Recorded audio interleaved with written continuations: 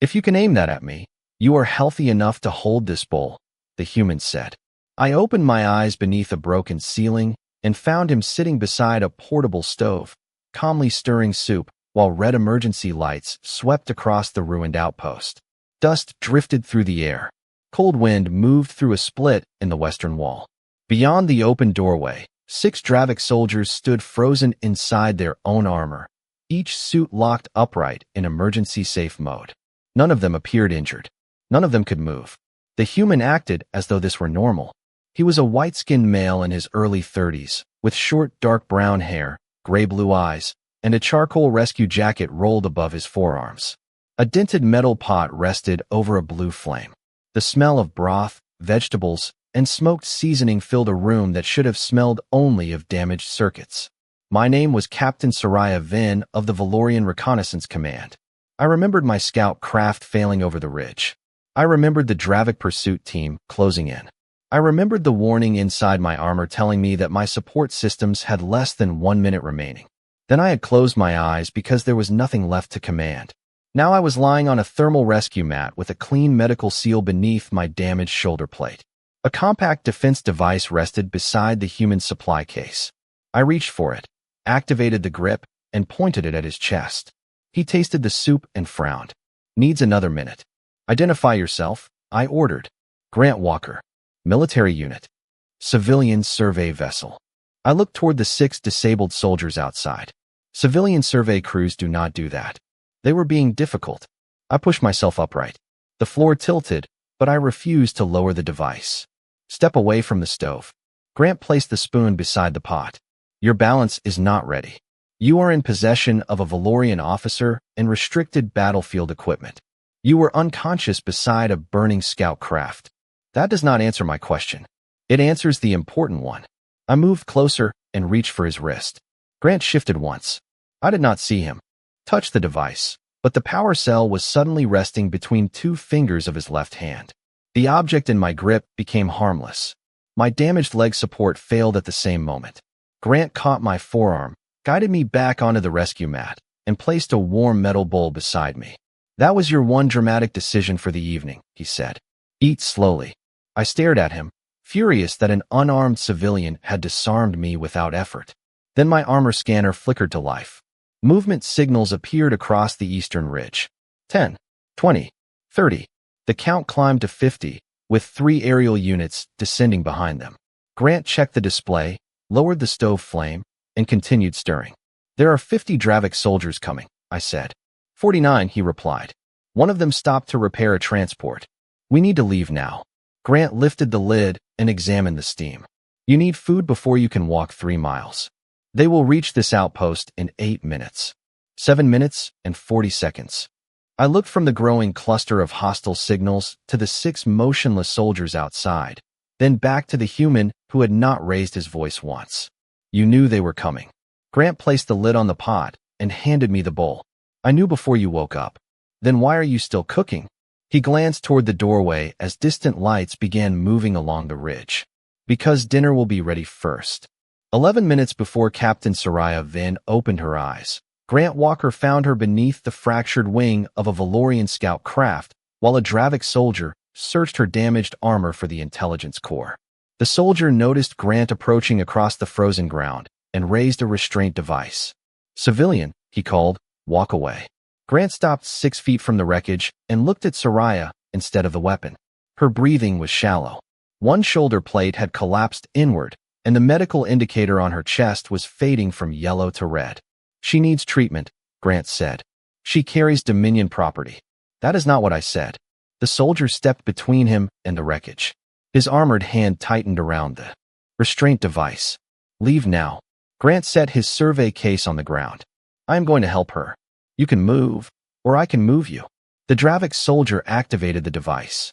Grant shifted aside before the field completed its charge, caught the outer control housing, and pressed the emergency release. The projector went dark. The soldier tried to secure Grant with his powered arm, but Grant stepped inside the armor's turning range and removed the shoulder relay. The assisted grip opened. A second touch placed the suit in maintenance mode. Grant guided the alien backward until the armor rested against a rescue support column, then engaged the standing lock. The soldier remained upright, unharmed, and unable to interfere. "You were warned," Grant said. He returned to Soraya, lifted the broken panel away from her armor, and checked the medical display. Her suit had sealed the worst damage, but the internal support system was overheating. Grant disconnected the failing combat channel, stabilized her shoulder, and attached a portable oxygen unit from his field kit. The scout craft shifted beneath the wind. A warning light flashed inside the wreckage. Fuel pressure was rising. Grant moved quickly but never rushed. He removed the intelligence core from Soraya's armor, sealed it inside a shielded pouch, then lifted her from beneath the wing and carried her toward the abandoned outpost 200 yards away. The immobilized Dravik soldier watched from the support column. "More units are coming," he said through his helmet speaker. "I know," Grant replied. "Then leave her." Grant continued walking. "No." Inside the outpost, he placed Soraya on a thermal rescue mat, connected her armor to a stable power source, and cleaned the damaged shoulder seal. Her biological readings improved, but the recovery monitor warned that her blood sugar and body temperature remained dangerously low. Grant opened his supply case, examined the emergency nutrition packs, and rejected them. Valorian physiology required slower energy release after shock. He found dried vegetables, protein strips, mineral broth, and a smoked seasoning packet in the station pantry. Then he unfolded a field stove. Outside, 5 additional Dravik soldiers reached the wreckage and followed his trail toward the outpost. Grant heard them before the building sensors detected them. He adjusted the stove flame, placed the pot over it, and checked Soraya's breathing. "You are going to wake up angry," he told her. "That is usually a good sign." The first Dravik soldier entered through the eastern doorway. Grant lifted the spoon, tasted the broth, and looked toward the approaching footsteps. "Please stay outside," he said. They did not listen. The first Dravik soldier crossed the eastern doorway with his restraint device raised, and Grant Walker did not look away from the soup. "Please stay out of the kitchen," he said. The soldier took another step. Grant pressed a worn control beneath the stove table. The pressure door closed behind the alien, separating him from the 5 soldiers outside. Red emergency lights replaced the white ceiling panels, and 3 false heat signatures appeared on the soldier's scanner. He turned toward the storage corridor. Grant quietly moved Captain Soraya Vin's rescue mat behind a reinforced counter, then checked the timer beside the pot. 3 minutes remained. A second Dravik group entered through the western maintenance passage, while a third climbed toward the roof access. Their commander transmitted an order through the station speakers. "Surrender the Valorian officer and the intelligence core." Grant added dried herbs to the broth. "No, thank you." The western team advanced through a narrow hallway. Grant activated the ventilation system, sending harmless dust and cold vapor across their scanners. The soldiers saw 6 moving targets where only empty maintenance carts existed. They divided to pursue them. Grant closed 2 interior doors and isolated each alien in a separate service room. The roof team forced open the upper hatch.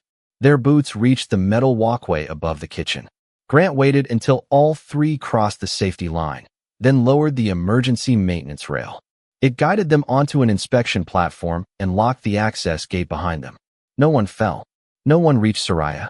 The soldier trapped near the eastern entrance finally realized the heat signatures were false and moved toward Grant.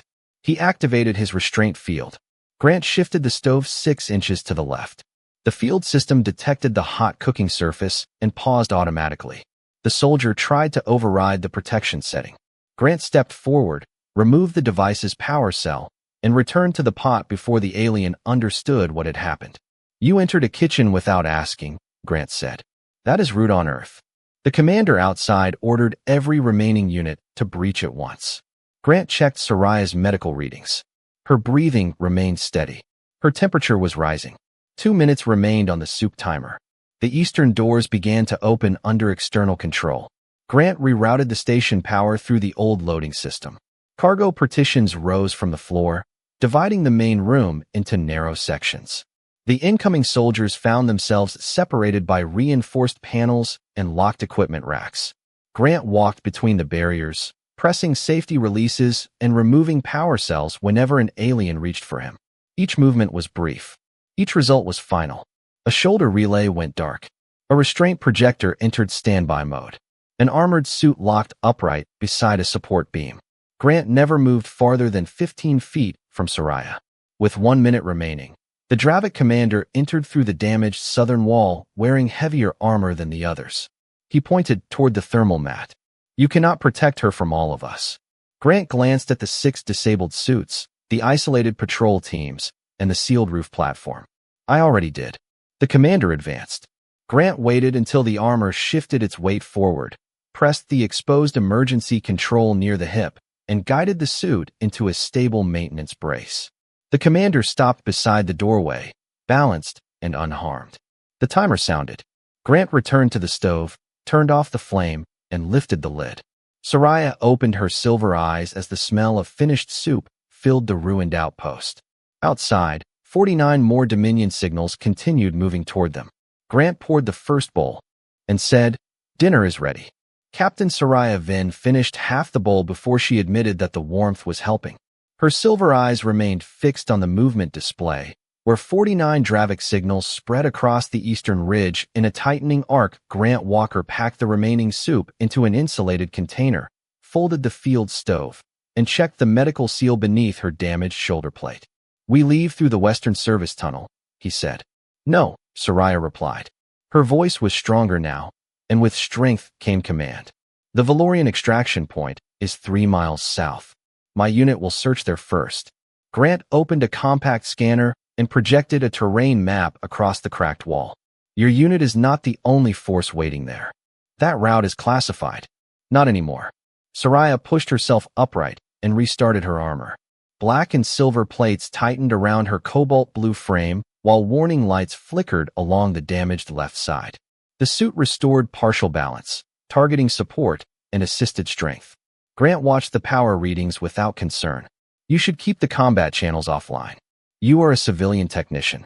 Today I am also the person who repaired you." Soraya reached for the scanner. Grant moved it beyond her hand. "Give me the device. After you look at the map." That was not a request. She stepped forward and used a reconnaissance locking motion meant to secure his wrist and turn him away from the exit. Grant shifted with the movement instead of resisting. His thumb touched the relay beneath her forearm plate. The assisted grip released. Soraya changed direction and tried to block him with her shoulder. Grant pressed a second control near the upper arm, then a third at her waist. 3 status lights went dark in sequence. Her armor entered support mode before she completed the maneuver. She remained standing, but every combat function disappeared. Grant placed the scanner in her open hand. "Now look." Soraya stared at him for 1 hard second, then lowered her eyes to the projection. The official southern route appeared as a blue line through a narrow canyon. Grant expanded. The thermal layer. Dozens of faint shapes emerged behind shielded rock positions. Additional signals rested beneath the canyon floor. Aerial scanners waited above both ridges with their engines powered down. "That is a full Dravik company," Soraya said. 58 ground units for aerial systems and 1 mobile command platform. My armor only detected 49. They are using the same frequency gaps that hid the first patrol. Soraya examined the formation and felt the last of her certainty disappear. The enemy had arranged the canyon specifically for Valorian rescue doctrine. Her classified route had become a controlled corridor with no safe exit. "How long have you known?" she asked. "Since your transmitter tried to connect to their relay network." A warning sounded from the outpost entrance. The approaching force had reached less than 1 mile. Grant lifted the insulated container and placed his survey case over one shoulder.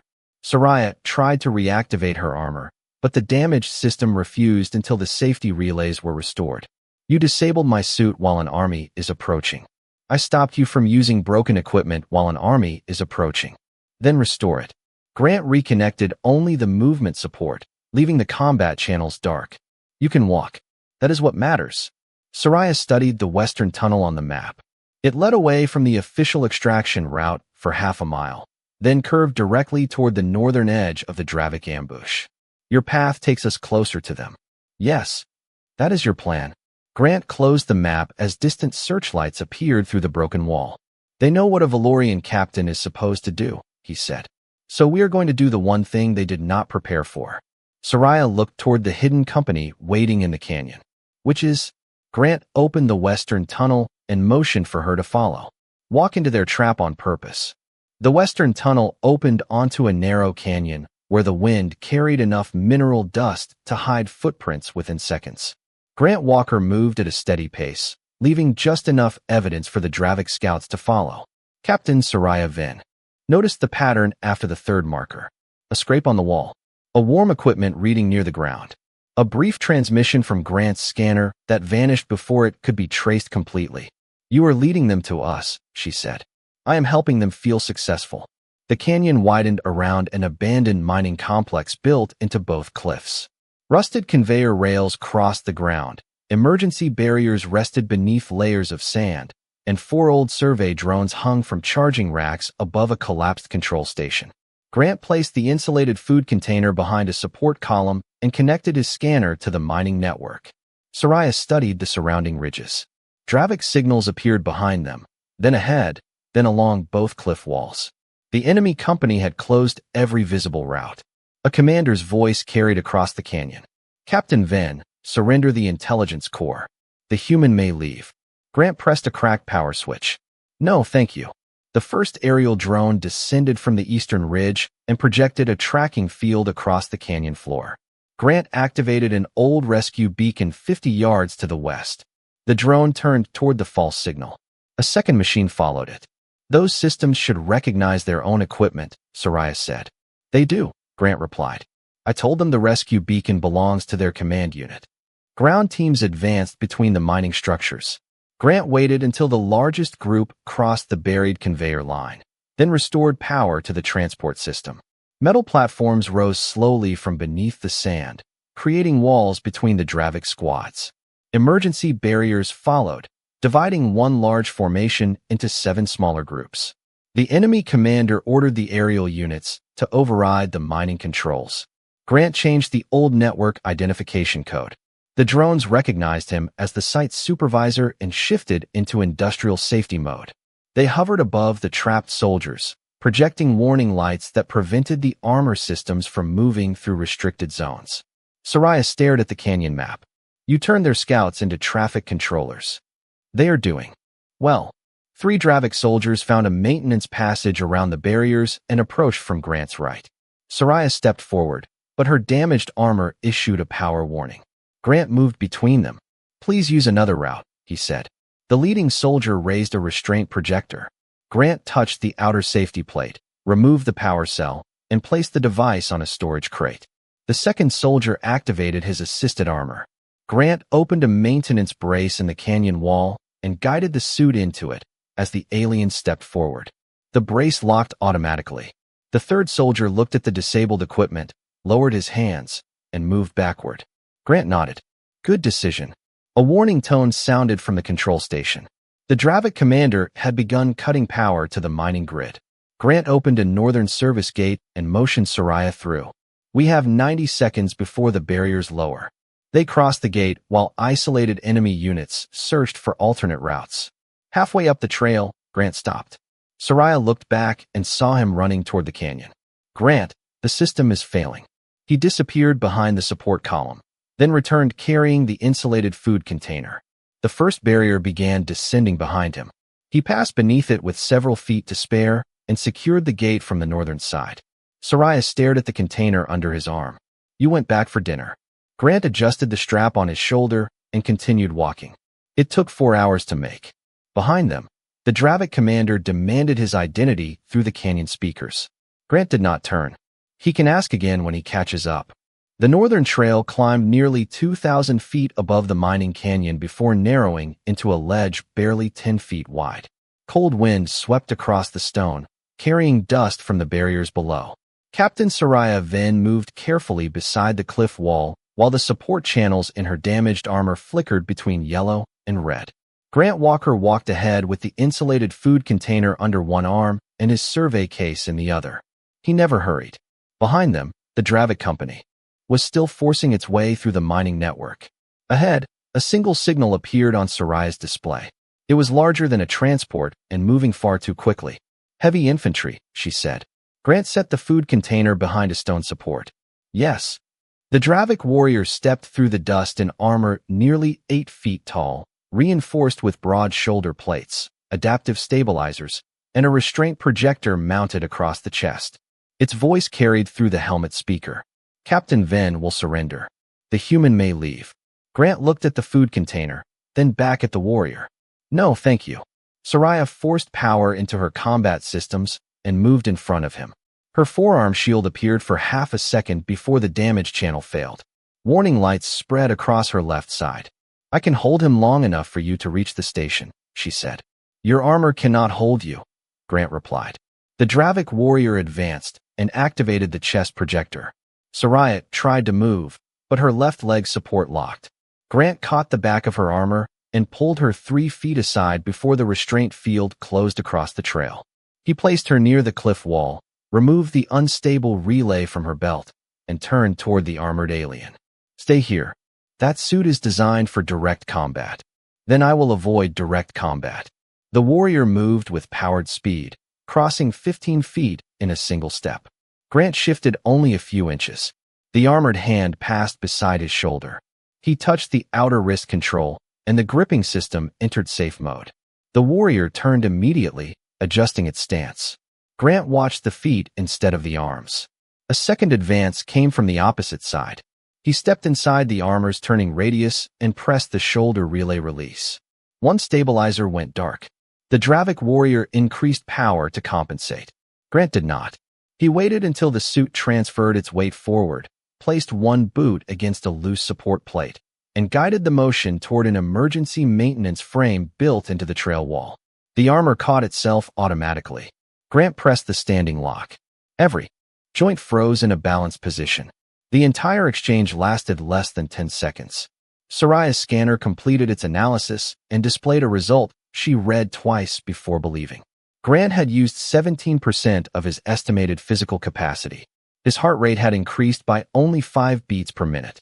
The Dravik warrior strained against the maintenance lock, but the suit refused to move without a full reset. What technique was that? The alien demanded. Grant removed the chest projector's power module and placed it on the ground. Paying attention, he returned to Soraya, restored the safe support channel in her armor, and checked the seal beneath her shoulder plate. Can you walk? He asked. She looked past him at the immobilized warrior. You finished before I could issue a command. That helped. A new signal appeared below. Several Dravik units had broken through the northern mining barrier and were climbing toward them. Grant lifted the insulated food container and nodded toward an abandoned transit station beyond the ridge. Soraya followed, but she looked back once at the largest soldier the Dominion had sent, standing harmlessly inside its own armor. Grant had not defeated strength with greater force. He had treated it like a machine that had forgotten someone might understand how it worked. The abandoned transit station had not received a passenger in 23 years, but its emergency grid still recognized a rescue code. Grant Walker sealed the outer doors, placed the insulated food container on a bench, and connected Captain Soraya Venn's damaged armor to a maintenance terminal. The support channel needs 8 minutes to cool, he said. We do not have 8 minutes. Dravik signals were already moving along the ridge below. Grant opened his survey case and removed a compact data unit marked with an Earth emergency symbol. Soraya had seen civilian rescue equipment before. This was not civilian. While Grant adjusted the cooling flow, she placed her palm on the terminal and used her captain authorization to open the device record. The public file identified him as a survey technician and shipboard cook. A second layer required military clearance. Soraya entered her command code. A classified Earth insignia appeared above a service history that changed everything she thought she knew about him. Grant Walker, Earth Hazard Rescue Corps, Recovery Team 9. Certified for orbital collapse zones, hostile evacuations, biological containment, and operations abandoned by conventional fleets. The listed missions included places Soraya knew only from memorial reports. Grant had entered every one of them. He had returned with survivors. You are not a civilian cook, she said. Grant checked the temperature inside her shoulder plate. I am a cook. You belong to a Death World rescue unit. I belong wherever someone still needs help. A metallic sound came from the upper walkway. A tall Dravik figure stepped into view wearing silver adaptive armor that shifted across its frame like liquid machinery.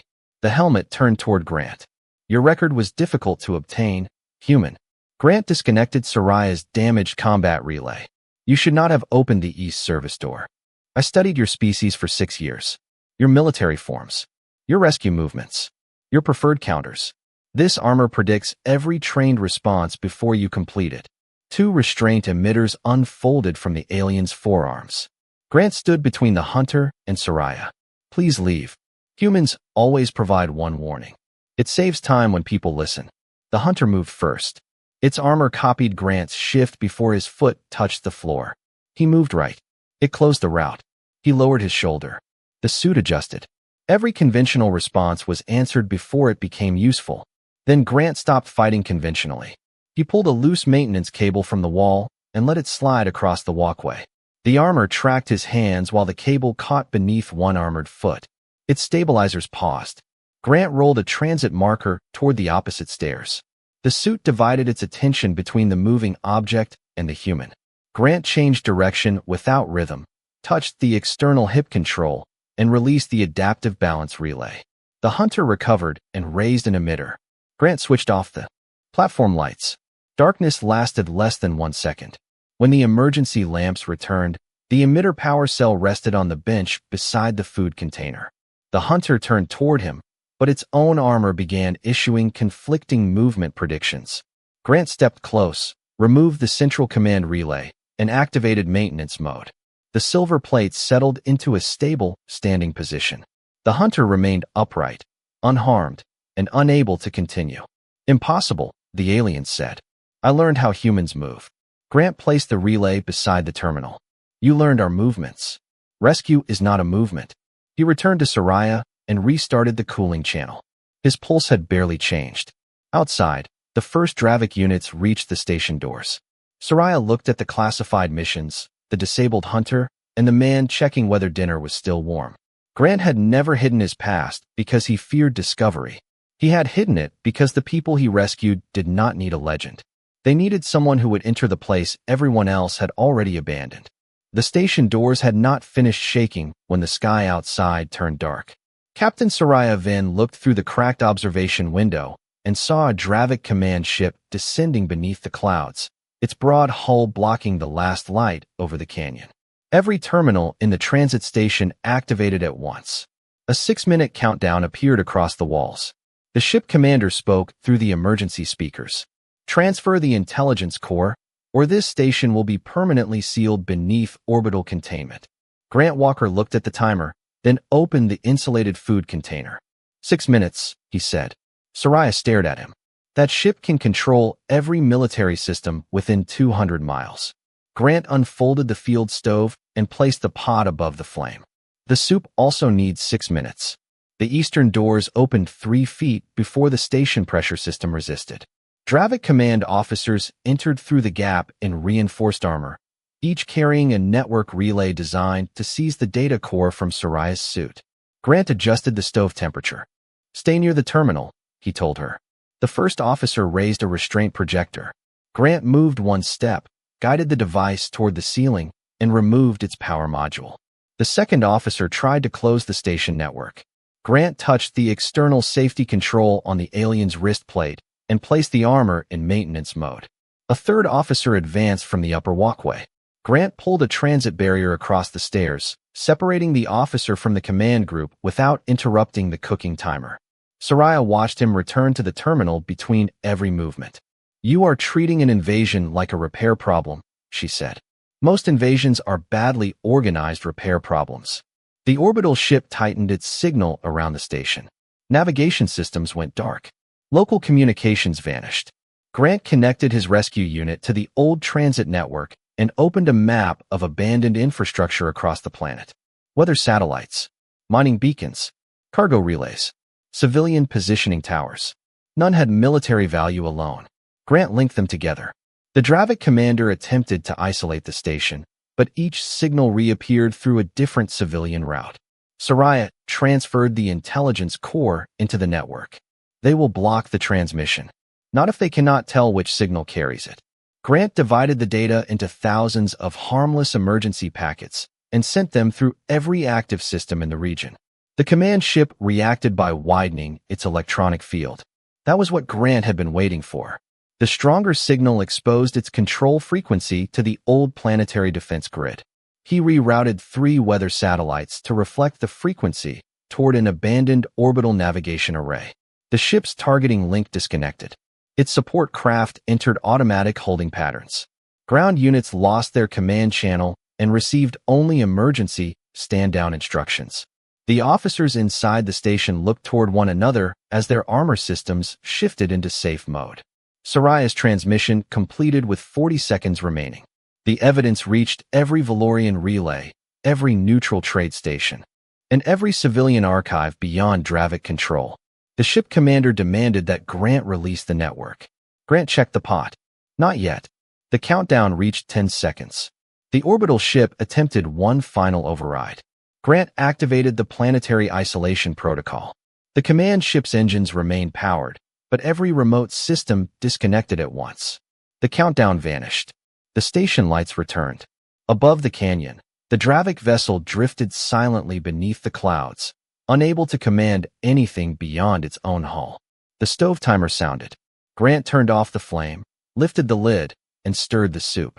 Sariah looked from the powerless ship to the steaming pot. You planned the entire defense around 6 minutes. Grant filled 2 bowls and handed one to her. Timing matters. Valorian rescue craft reached the transit station 22 minutes after the Dravik command ship lost control of the planetary network.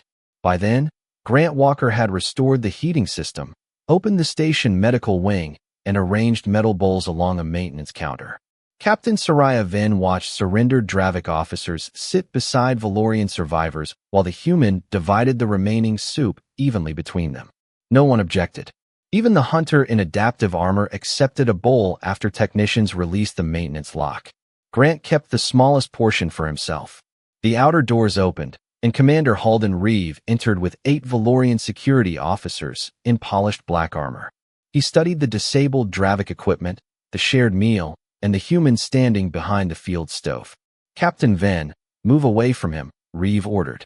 Sariah remained beside Grant. He saved this station and transmitted the intelligence archive. He accessed classified planetary systems without authorization. Grant placed another bowl in front of a wounded communications officer. You should eat before this becomes a long conversation. Reeve activated the command channel in his armor. Grant Walker, kneel and surrender your equipment. Grant looked at Sariah. Does your military always arrest the person who finishes the rescue? Reeve raised a restraint field. Across the counter, Grant slid the hot cooking pot 2 inches over the nearest floor emitter. The safety system detected the heat and canceled the field automatically. Reeve tried to redirect it. Grant stepped forward, removed the command relay from the officer's wrist plate, and pressed the emergency support control beneath his shoulder armor. The entire suit entered safe, standing mode. Reeve remained upright, balanced, and unable to activate another system. The exchange lasted less than 3 seconds. Grant returned the relay to the counter. You can have that back when you stop pointing station equipment at dinner. The security officers turned toward Sariah, waiting for orders. She opened the full transmission record on the main terminal. The evidence showed the Dravik surveillance network, the compromised Valorian extraction routes, and the false commands that would have directed 3 rescue teams into prepared traps. It also showed Grant protecting prisoners, stabilizing injured personnel, and keeping every defense system within emergency limits. Commander, Sariah said, your authorized plan had already been captured by the enemy. Reeve stared at the record from inside his locked armor. The human still acted outside our chain of command. He acted when our chain of command became the trap. Silence filled the station. Grant finished distributing the food and handed Sariah the network key. This belongs to the legal station commander. She accepted it. Reeve asked what reward Earth expected for the rescue.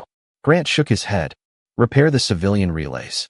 Update your emergency protocols. Feed everyone before questioning them. He then released Reeve's armor and returned the command relay without ceremony. No one attempted to detain him again. Sariah looked around the station at allies and former enemies eating from the same pot, while evacuation teams prepared the wounded for transport. She had believed Grant's calm came from ignorance. She had been wrong.